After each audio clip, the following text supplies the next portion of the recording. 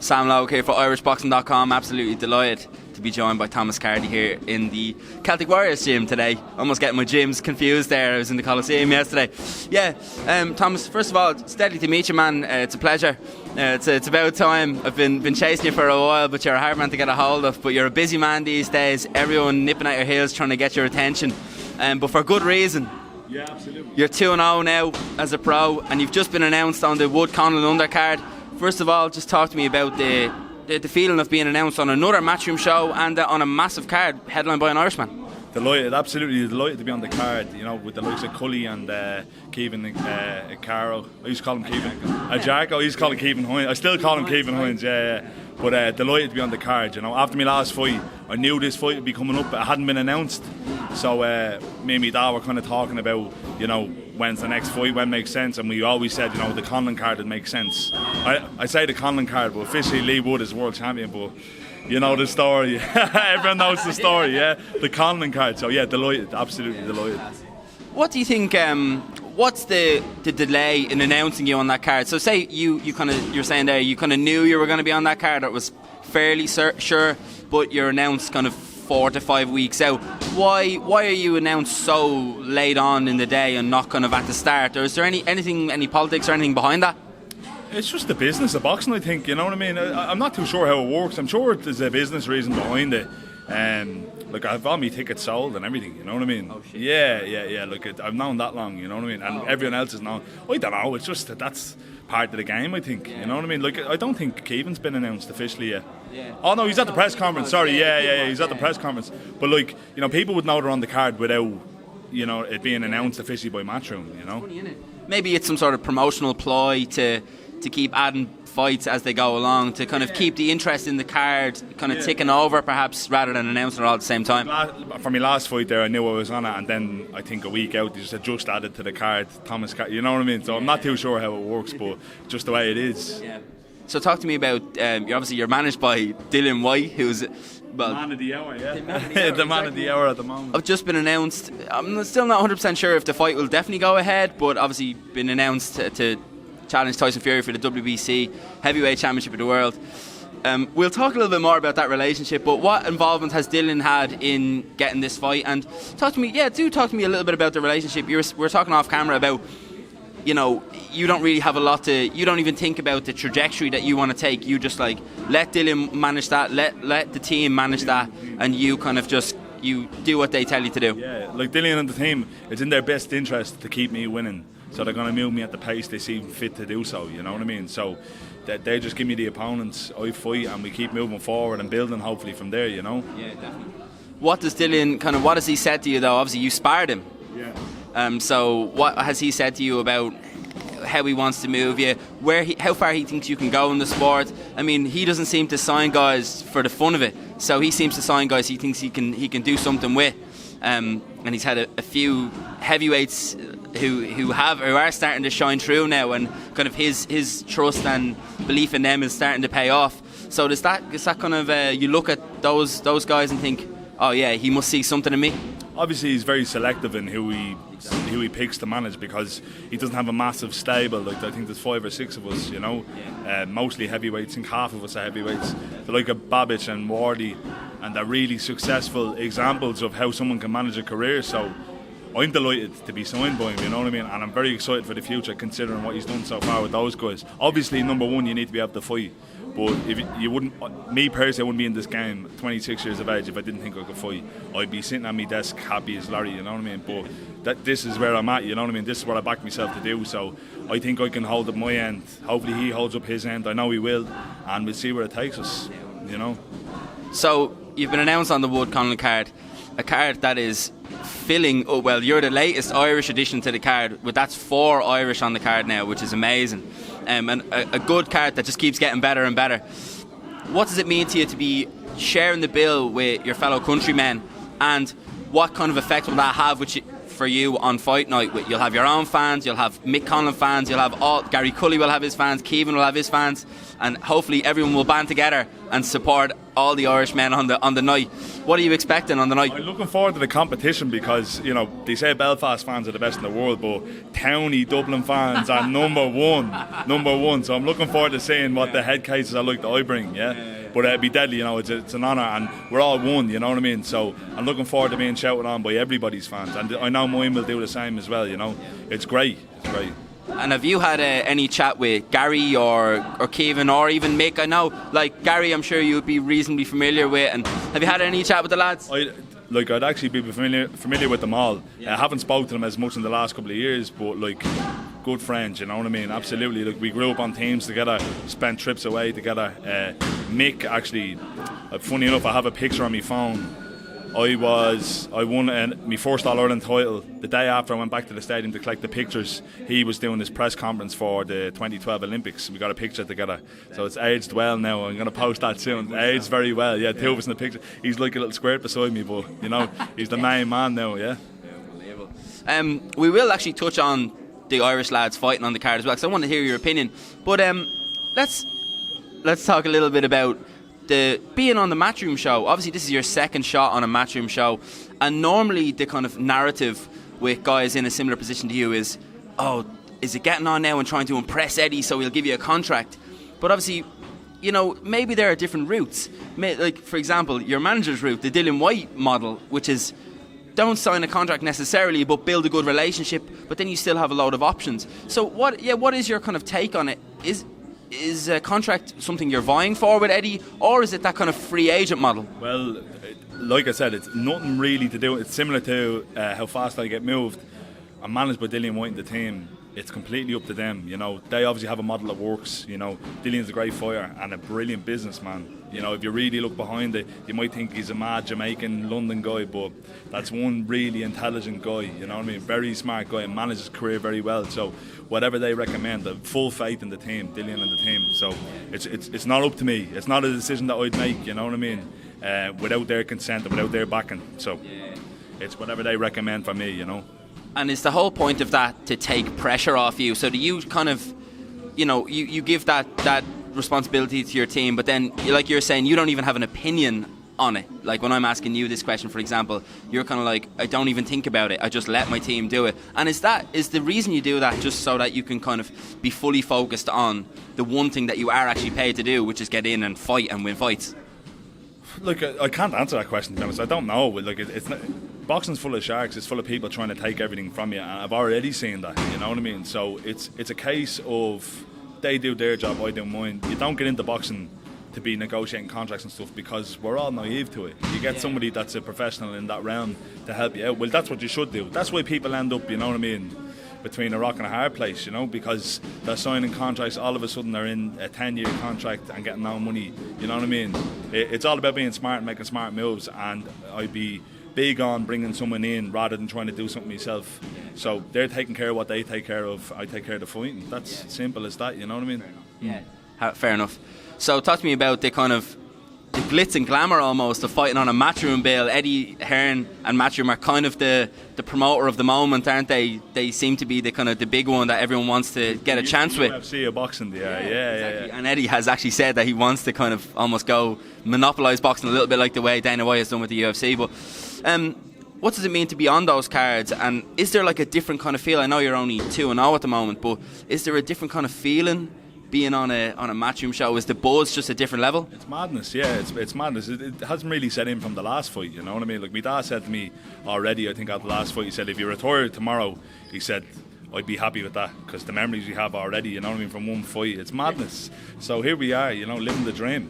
Yeah, really are living the dream. Like, so what more could I ask for? You know what I mean? Genuinely, what more could I ask for? I'm on a Matchroom show on a, you know, predominantly Irish card, you know. Mick Conlan Undercard versus Lee Wood. There's not really much more you can ask for, you know what I mean? It's crazy. It's madness to even be saying, but yeah, it is what it is, yeah. And do you have to kind of pinch yourself sometimes when you kind of realise where you are, like you're signed by one of the best heavyweights in the world, who's managing you, who's obviously sees value in you and sees potential. You're fighting on big cards already. Yeah, do you have to kind of pinch yourself? It's great, and one of the main reasons why it's great is because you have so many toxic Irish people that would talk down about me before, you know, about everybody, you know. Even after Katie Taylor's last fight, Irish people ripping at the shreds. We're the best fans in the world, but toxic people as well. So it's great to see all those toxic people having to bite their tongue now, because I'm doing my thing, and you know, I don't want to curse. I'm not going to curse, can be mad, go mad, but yeah, you know, it is what it is. Let them keep watching. And they definitely will watch. You keep getting the knockouts and they'll keep watching, Thomas. You know what I mean? Come here, we're all only, like, anybody in boxing, you know, any boxer is a good person, good sports person, a gentleman, you know what I mean? Like, why do people feel the need to put us down? But it is what it is. You're always going to get it. You're always going to get naysayers and Twitter trolls, you know what I mean? It is what it is. But is it actually a positive in a sense that you have people talking about you, whether it's positive or negative? Is it kind of a necessary evil as such? It's a telltale sign that you're doing something right, you know what I mean? Exactly. Yeah. It's one of the four signs that you're doing something right. So I don't take much hate to them. If they think I do, I really don't, you know what I mean? So it's great. I love seeing what they say. I actually, looking through my old interviews and videos from the last fight, you laugh at some of the stuff. People call me fat and all. It's great, you know what I mean? They should have seen me 5 years ago. But it's funny you say that as well, because you seem to be one of the more like locally supported and liked guys. I mean, I know people who know you, like, you know what I mean? We're from close enough to each other. Like, you're kind of a man of the people, a man of the street. Like, everyone around your area knows you and likes you. That's the way it seems to me, anyway. Of course, there's not, like, the way I see it, I do nothing controversial. I class myself as being a nice person, so if you don't like me, it's from your own end, you know what I mean? There's nothing I do controversial. I'm nice to everybody, absolutely everyone, apart from the people that fight in the ring, you know what I mean? There's a different person then, but, like, do you know what I mean? I support anyone. If they're playing table tennis and they're local, I support them, you know what I mean? I don't get why other people don't, but it is what it is. We're not all the same. Yeah. That's for sure, that's for sure. So let's talk a little bit about you're only 2-0, but you've kind of had way more experience than someone who's 2-0. Like, you've been in sparring with the former heavyweight champion of the world now, Anthony Joshua, Dillian Whyte himself, Derek Chisora, I believe, Lawrence Okoli as well. I mean, there's like two world champions and two top level heavyweights there. What have you taken from all those spars? And do you take individual nuggets of information or different things from different guys? But just reflect on those kind of top level spars for me, and what have you kind of taken away from all that? There's too much to even go into now, you know what I mean? But you take something different away from every camp that you go to, some good, some bad, you know what I mean? You learn a lot of lessons, but it's invaluable experience. Like, there's guys boxing 10 years that haven't been in with the calibre of opponent I've been in. I know it's everyone always says sparring is sparring, but it's the closest gauge to fighting, you know? There's no closer. Fighting without the pressure. Do you know what I mean? Like, so people are always, you know, downplaying sparring, but it's the closest things, like playing a friendly. You know what I mean? If you're a good footballer in a friendly, 99% of the time you'd be a good footballer in a real match. You know what I mean? It's not two different people. It's the same person, just as the bit of added pressure. You know what I mean? And if you can't handle the pressure, maybe boxing isn't for you. You know what I mean? And is there any kind of one thing that you've taken from any of those particular guys that has really stood out for you? Like, say, it doesn't even just have to be like a technical boxing thing, but it could be like a career advice or something like that. Is there anything that's kind of stuck with you? Number one is the intensity that you do things at. I'm a professional boxer now. If you're going to do something, do it properly. If you're not going to do it properly, you're not going to do it intense, you're not going to put your all into it, don't bother, you know what I mean? Because it's too hard a game. Even at your best, even for the best, at the best, it's too hard, you know what I mean? The game's crazy, you know what I mean? We're all just trying to make a life for ourselves and do our best. Boxing's the hardest there is. I should have played something else, but I am where I am, you know what I mean? Yeah. So let's touch on those guys a little bit. Joshua's in a funny situation at the moment, obviously. Danny, shut up! Danny, wrecking the buzz. Now, Joshua's in a funny situation at the moment. He has Pascal shouting at us here. Yeah, Anthony Joshua's in a funny situation. Obviously, he has his rematch with Usyk coming up, but he's kind of in a weird middle ground with trainers. He's looking to change apparently, but he hasn't done it yet, and we don't know. What's your kind of take on the whole situation? Obviously, you were inspiring him for the Usyk fight as well, and obviously, I'm not going to ask you to kind of sell Anthony Joshua down the river, but you know, did you kind of notice anything in camp? Was it a difficult situation for him with his training situation? Did you notice anything in particular? And No, I didn't know Stanton. Josh was world champion, you know what I mean? And very intelligent guy, managed very well. So, you know, they'll do that thing, they reevaluate and they come back stronger. That's guaranteed, you know what I mean? Because he's a true professional, never avoided anyone before in his life. He has the best, one of the best resumes as a heavyweight I can think of. You know, who's not on it? So they'll reevaluate, they'll come back stronger, and fingers crossed he'll do him in the rematch. Usyk is, you know, Josh was not him great, so was Usyk, you know, so it's a mad matchup. That's, you know, it's a modern great we're looking at there. So people go on as if it's, you know, just Joshua and just Usyk. They'll be remembered forever, you know what I mean? So people need to cut the guy a bit of slack. He's going to reevaluate and come back, you know what I mean? What do you make of the kind of trainer situation? There's been a lot of talk of that. Like, he has 3 trainers who kind of who are coaching him as such, and then he's the 3 kind of big personalities maybe in the corner on fight night as well. A lot of bigger name trainers have come out and said it's wrong, like it doesn't work, you can't do it. Like, it might seem like it's working, but it definitely doesn't work long term. What's your kind of what's your thoughts on that, and what do you kind of think of it? And you've obviously seen it closer than anyone else, you know what I mean? So what do you think? Everyone has an opinion. If he won, nobody would be opening them out. The 3 of them would be great, and they'd have, you know, they'd all be going for trainer of the year. So, you know, everyone has an opinion. What's the problem? There was no problem up until then. You know, he lost the fight. It's not the end of the world. Yeah. You know, he'd reevaluate, come back. If he keeps the same trainers on, comes back and loses, then give me your opinion. But until then, it's one fight. It happens. You know what I mean? It is what it is. Yeah, fair. It's a very well balanced. Everyone's going to have an opinion, no matter what happens. If he won, nobody would have that opinion. They say, maybe you shouldn't have 3 trainers, like, but he won, so keep going. No, he lost the fight, no big deal. If it wasn't that, they'd be blaming his gloves or his boots or the ring, or, you know, they just find something to blame. So, you know, it's because it's an anomaly. It stands out, 3 trainers. It is what it is, you know what I mean? Yeah, 100%. So let's move on to your manager, Dillian Whyte. It was announced recently as mandatory position challenging for the WBC heavyweight championship of the world against Tyson Fury. The purse split was 80-20, which seemed, even to me, as a little bit bizarre. Dillian Whyte has a lot more value in the fight than that, but obviously it doesn't work like that. What do you make of the matchup, and what do you make of that kind of purse split as well? Do you think it's fair in Dillian's favour? I think almost sure they're breaking their own rule book by doing that split.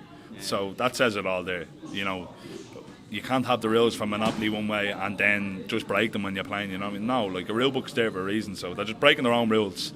Apart from that, I haven't read much into it. I'm just delighted that, you know, it's nearly there and he's going to get the fight, because I think Dillian does him in, you know what I mean? I think stylistically he's all wrong for Fury, you know what I mean? So I think he does him in, but apart from that, I haven't read much into it, you know what I mean? Dillian's been staying quiet. Tyson Fury's been calling everyone out, but he always does, you know what I mean? And a lot of respect for Tyson as well. I'm not saying I disrespect him, but that's what he does, you know what I mean? Dillian's staying quiet. I know he's training hard, so. How does Dillian get that job done, in your opinion? I think he's all wrong for him. I think he'd be all over him. People are basing Fury's skill level off 3 fights against the same fella over the last 2 years. You know, Dillian Whyte's rough and tough. He's going to get on top of him. He'll get inside. He'll be throwing shots when Fury is thrown. Wilder could only throw when he felt safe to do so and felt comfortable to do so. Different fight, you know. I'm looking forward to seeing it. Different fight.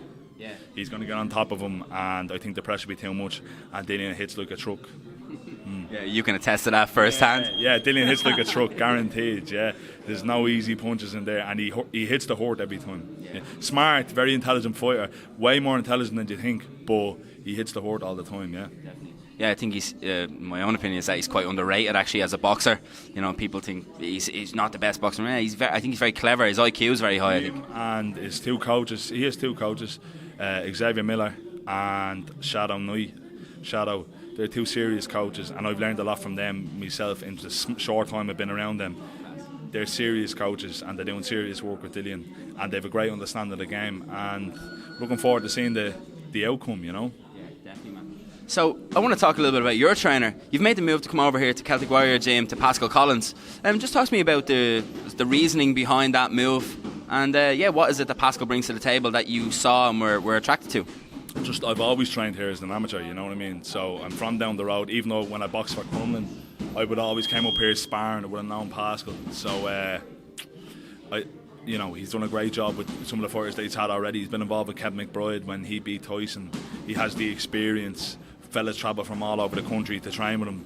I travel from 10 minutes down the road, you know what I mean? So it's a blessing that he's so close. And it just seemed right, you know what I mean? PASCAL's always given me a lot of advice and look for nothing in return. anyone I've met in boxing in the early stages always wanted everything, sign this, and you're the best in the world. But Pascal gave me great advice for free, and Barry McGuigan told me to look out for people, you know what I mean? The sharks in boxing, he told me to look out, and with Barry McGuigan's advice that stuck out in my head, which made me go with Pascal in the end, because I know Pascal is there for me, you know what I mean? He wants nothing in return, he wants to, to enjoy the journey, you know what I mean? He's not money grabbing and stuff like that, which, heavyweight career, the way I see things going, they could be quite lucrative for me, so everybody's probably looking to get on board and grab, you know what I mean? But Pascal, nice and placid from the start, very easy to deal with, and top class trainer, top class experience, and I've grown some. Like, you missed the sparring here today, but I look at different fighter. Every 6 months I'm like a different fighter, since I started training him, you know what I mean? Or, I said 6 months, every 6 weeks I'm improving, learning new things, you know what I mean? So it was an easy decision, easy. Class. Yeah, so it's not even just about technical knowledge, it's kind of that trust element. You know him and you can trust him. He doesn't take an awful lot of fighters on. He refuses twice the amount of fighters he takes on. I think he said he's finished now as well. I was his last one. He was finished. And then he said, you go with me for the last one, you know what I mean? Yeah, last crack of the whip, yeah.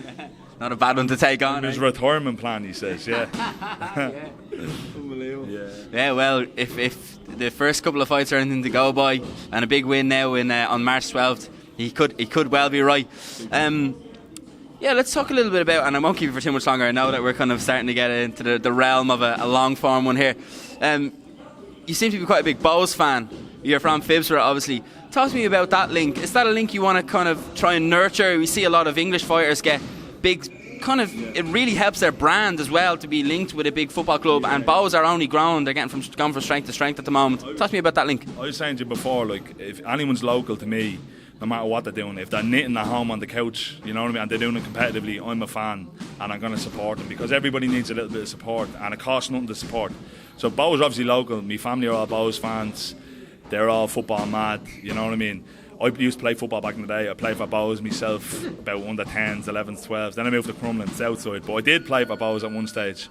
And yeah, they've just been local. It's always been a part of kind of, the lads going to Bowes games, or my uncle going to Bowes games. So of course I want to play on that, you know what I mean. And an awful lot of Bowes supporters would support me. So it's a no-brainer, you know what I mean. Local lad, I couldn't live any closer to Daily Mount if I wanted, you know what I mean.